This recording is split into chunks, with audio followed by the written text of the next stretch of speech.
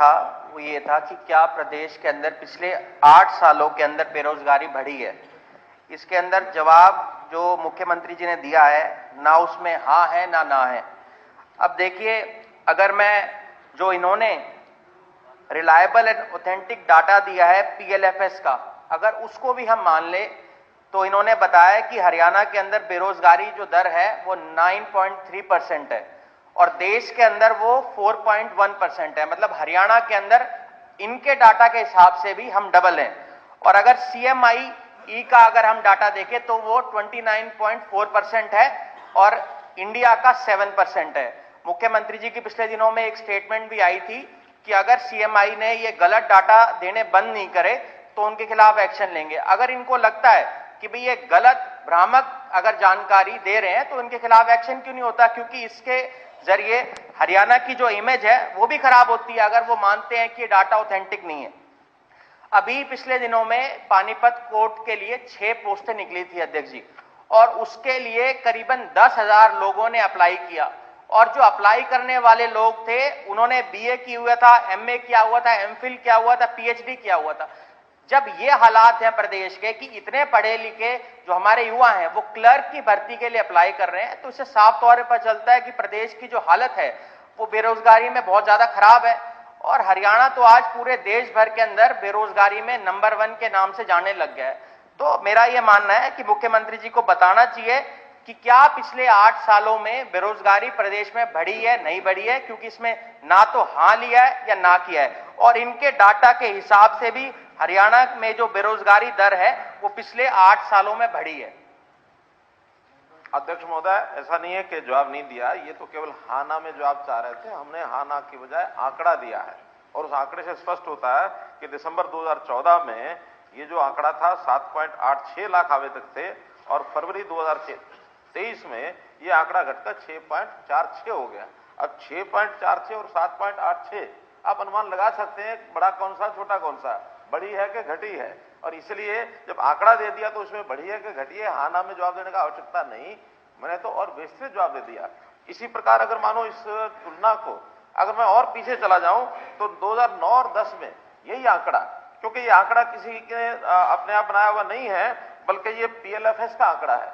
PLFS का आंकड़ा जो है वो बहुत से सोर्सेज इकट्ठा करके उसके बाद ये गवर्नमेंट ऑफ इंडिया वहां से दर्ज होता है, वो हम नहीं बनाते हैं। ये 2009 और 10 में ये आंकड़ा था 8.7%। तो जब 2009-10 में 8.7 था, इसके बाद ये 7.86 हुआ, आज ये 6.46 है। तो इस हिसाब से तो लगातार बेरोजगारी दर घट रही है। और केवल इसी के हिसाब से नहीं मैं बताऊंगा, मैं इसमें बताऊंगा कि रिजर्व बैंक ऑफ इंडिया, नहीं रिकॉर्ड ही बता रहा हूं मैं, ये 21-22 है।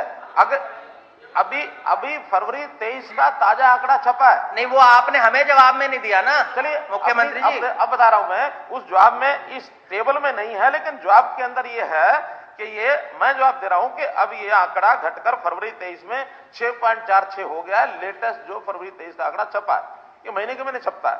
इस तरह केवल वही नहीं, हम अगर उठा करके टेबल देख लें रिजर्व बैंक ऑफ इंडिया की, तो रिजर्व बैंक ऑफ इंडिया भी हर साल अपने आंकड़े छापता है। जो यहाँ 9.3 लिखा है, ये रिजर्व बैंक 8.1 है। अभी कुछ आंकड़े ऐसे होते हैं, अलग अलग एजेंसी के अलग अलग होते हैं, क्योंकि कोई एक ऐसा फार्मूला नहीं है जिसमें एकदम से सारा कुछ देख लिया जाए, उसमें छाप लिया जाए। जहां तक CMI की बात करते हैं, CMI के डाटा इतने लगातार चेंज करते हैं।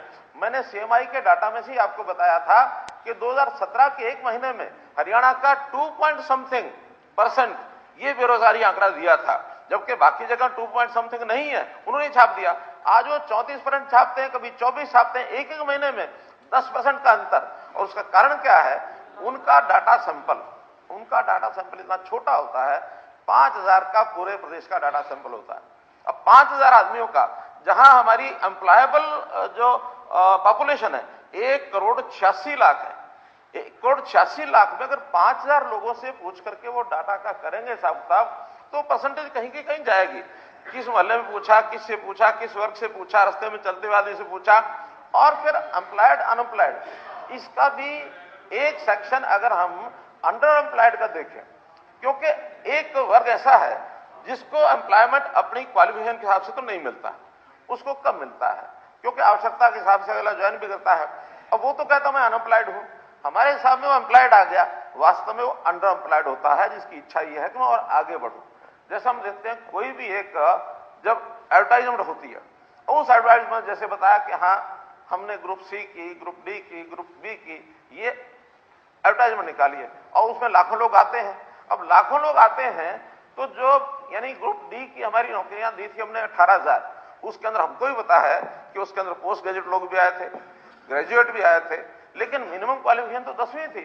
अब 10वीं के ऊपर के लोग वो सब के सब आगे किसी भी भर्ती के लिए वो फॉर्म भरेंगे ही भरेंगे। अब उनको सबको हम अनएम्प्लॉयड नहीं कह सकते, उनको सेमी यानी अंडर एम्प्लॉयड कह सकते हैं। अंडर एम्प्लॉयड वर्ग बहुत बड़ा वर्ग है, लेकिन एम्प्लॉयमेंट के नाते हमने जितने भी प्रयत्न किए हैं उन प्रयत्नों में मैं आपको बता सकता हूं, सरकारी नौकरी के अंदर जैसे 1999 से 2005 तक 5 साल में 15,000 नौकरियां सरकारी नौकरियां दी गई।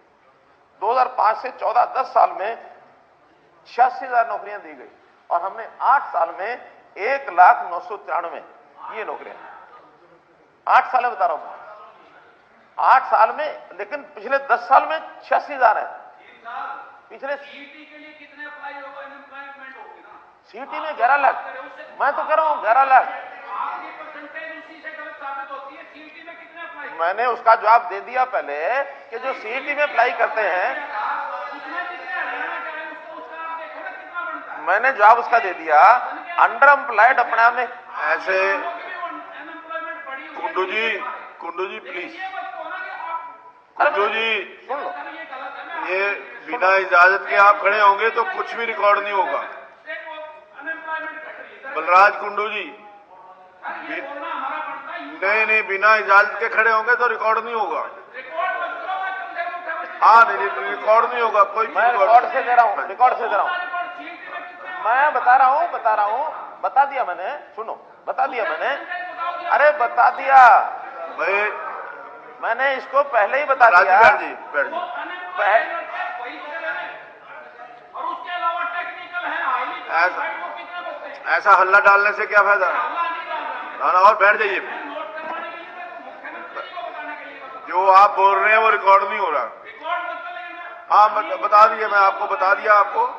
अध्यक्ष महोदय, हाँ अध्यक्ष महोदय, मैंने ये पहले से बता दिया है कि जो फॉर्म भरने वाले होते हैं वो सभी के सभी अनएम्प्लॉयड नहीं होते, बल्कि एक बहुत बड़ा वर्ग उसमें अंडर एम्प्लॉयड होता है।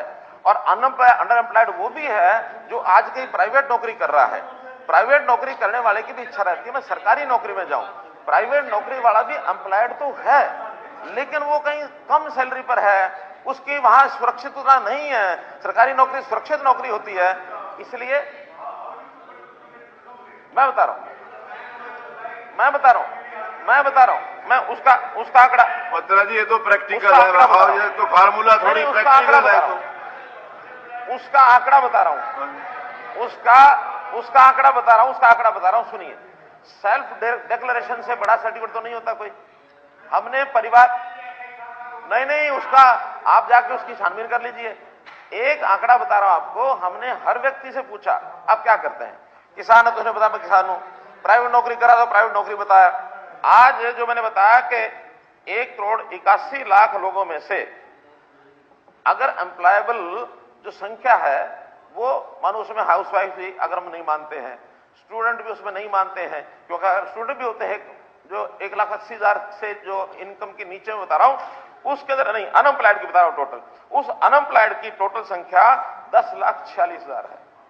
जो टोटल संख्या 10,40,000 जिन्होंने अपने आप कहा कि मैं अनएम्प्लॉयड हूं। अब ये तो हमारे पास एक व्यक्ति का डाटा है, आप उसमें 10 परिवार मुझे दे दीजिए, उस 10 परिवारों का जाकर के सर्वेक्षण कर लाइए, हमें बताइए इसने गलत बताया है। गलत बताया तो भी उसी की जिम्मेदारी है। हम उसके ऊपर साइंड डॉक्यूमेंट, परिवार पहचान पत्र का उससे साइन कराते हैं, साइन करा के अपलोड करते हैं। अगर गलत कोई बताएगा तो उसको निकाल के बताएंगे ये तुम्हारा देख लो।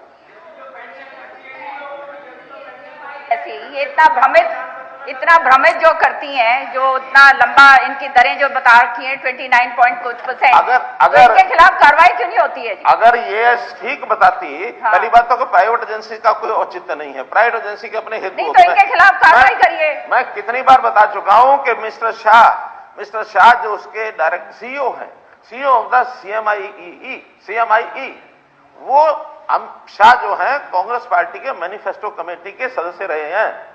अब ये निकाल के देख लीजिए। नहीं, ये उसका होगा तो हमारा भी तो अपहरण किया उसने, कोई किसी प्रकार का ऑथेंटिसिटी नहीं है।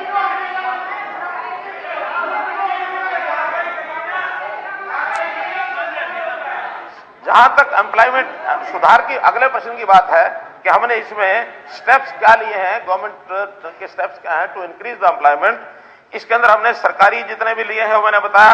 सरकारी भर्तियों के अलावा सक्षम युवा स्कीम हमने चलाई, जिसके अंदर बेरोजगार व्यक्ति को, पोस्ट ग्रेजुएट को हमने 100 घंटे बदले काम दिया। इसी प्रकार से हमने ग्रेजुएट को दिया, +2 को दिया। आज 1 लाख से ऊपर लोग ऐसे हैं जो इस योजना का लाभ उठा सके हैं। जिन्होंने अप्लाई किया वो 3,96,000 थे और जिन्होंने इसका लाभ उठाया वो 1,75,000 कुल हो गए, लेकिन उसमें से काफी लोग छोड़ के अपनी नौकरियों में भी जाते हैं। पोस्ट ग्रेजुएट 54,000, ग्रेजुएट 85,000 और 10+2 के 35,000, ये लोगों ने उसका लाभ उठाया। इसी प्रकार हरियाणा स्किल डेवलपमेंट मिशन, इसके अंदर भी जो सक्षम को छोड़ करके 1,01,000 लोगों को सक्षम के माध्यम से उनकी स्किलिंग करा करके उनको प्राइवेट जॉब में काम दिलवाया है। जहां तक प्राइवेट जॉब्स का विषय है, पिछले 8 साल 2015 के बाद प्राइवेट,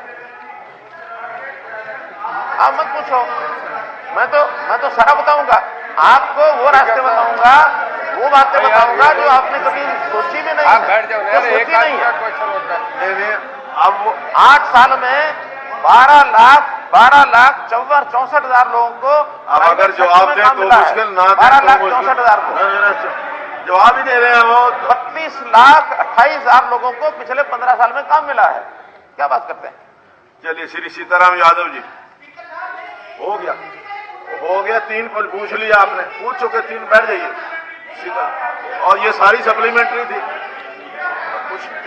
सीता पूछ लिए आपने, 4 पूछ लिए आप। चलिए हो